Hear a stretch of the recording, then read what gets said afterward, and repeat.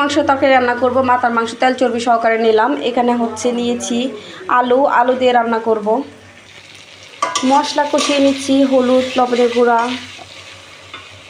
লবণ, হলুদ, মরিচের গুঁড়া, ধনিয়ার গুঁড়া, জিরা, তারপরে হচ্ছে এলাচ, লবঙ্গ সব কিছু একসাথে দিয়ে ভালো করে কষিয়ে নিচ্ছি। মশলাটা যত কষানো হবে ততই তরকারিটা খেতে ভালো লাগবে। মাংসটা দিয়ে দিলাম, দিয়ে এখন ভালো করে কষিয়ে নেব। এটা থেকে পানি ছাড়বে। নেড়েচেড়ে ভালো করে মিশিয়ে নিলাম। এখন ঢেকে রেখে দেবো সিদ্ধ হওয়ার জন্য। এই যে হচ্ছে আমার নতুন চাদর বিছিয়ে নিতেছি ঈদের জন্য। বিছানো হয় নাই, শাশুড়ি মার বাসায় দাওয়াত খাইছিলাম এই 2-3 দিন, তাই আজকে আর কি বিছাচ্ছি নতুন চাদরটা। কেমন হয়েছে সবাই জানাবেন। এই যে কাপড় চোপড় ধুতে হবে, একদিক দিয়ে রান্নাবান্না করতেছি, আবার ঘর দোর সব কিছু পরিষ্কার করতে হবে। 2 দিন পর পর ঝাড়ু মোছা পোছা করতে হয়, সব কিছু আজকে ঝাড়ু মোছা পোছা করতে হবে, এগুলো ধুইতে হবে। বেসিন টেসিন দেখেন কী অবস্থা ঘরের। শাশুড়ি মা কয়টা শাক পাঠাইছে, আমার বাসর এসে দিয়ে গেছে। এ তো শাকগুলো রান্না করব পরে। এখন যেহেতু বাছার সময় নেই, আর শাক ভালো করে পরিষ্কার করে বেছে নিতে হয়। আবার এটা নেড়ে চেড়ে দিয়ে যাব। এটা থেকে পানি ছাড়বে। এটাতে অল্প কিছুক্ষণ কষিয়ে তারপরে হচ্ছে পানি অ্যাড করব আমি, গরম পানি, যেহেতু গরু মাংস সিদ্ধ হতে টাইম লাগে।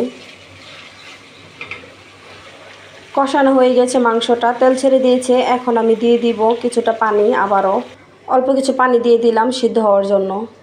ঘরটার একদম নাজাহল হয়ে গেছে। জুতা টুতা কী অবস্থা, এগুলো সব কিছু গুছিয়ে নেব এখন ঝাড়ু দিয়ে। তারপর হচ্ছে মুছা দিব আমি এখন। সব কিছু মুছতে হবে। টেবিলের অবস্থা কি, এটাও মুছে নেব আমি এখন। কতগুলো কাপড় চোপড় ভিজিয়ে রেখেছি, এগুলোও ধুইতে হবে এখন। বিছানা চাদর কাপড় চোপড় 3-4 দিন যাবত ধোয়া হয় না। শাশুড়ি মার বাসায় শুধু যাইতেছি আর দাওয়াত খাইতেছি, ঘুরতেছি ফিরতেছি। তো এখন হচ্ছে এগুলোই করব।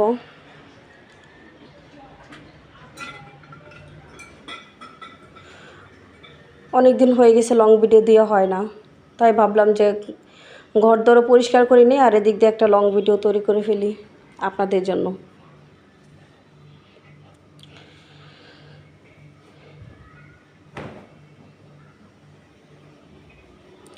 বেসিনটার অবস্থাও কেমন হয়ে আছে, ধুইতে হবে এখন।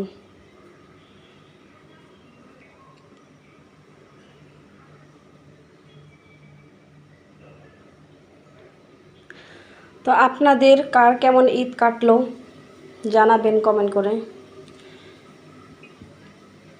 এদিক দিয়ে প্রায় আমার রান্নাটাও হয়ে যাচ্ছে, একসাথে সব কাজ করে নিচ্ছি এক হাতে। সবাই বলে গরুর মাংস নাকি অনেক খেতে